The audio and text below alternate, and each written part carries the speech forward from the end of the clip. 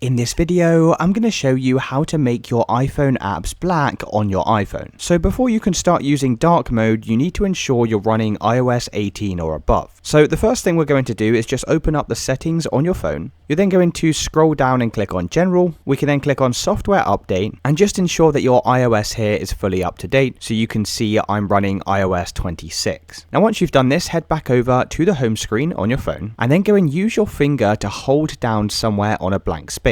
Now once you've done this, you'll be able to go and click Edit in the top left hand side. You can then click on Customize, and this is where we can go and change the icon app colors. Now obviously we can just click on dark to go and change this into dark mode. You also have the option to click on clear, and we can select dark at the bottom down here as well, and this will give you a transparent look while using the dark mode. Now the final thing you can do is click on tinted, and this is where you can go and customize your apps to your own colors. I'm just going to select dark at the bottom down here, and then I'm going to move this slider to go and generate my own colors, and you can basically just play around with this to find the colors that you want for your apps. And it's really as simple as that, guys. Let me know in the comments if you found this video helpful.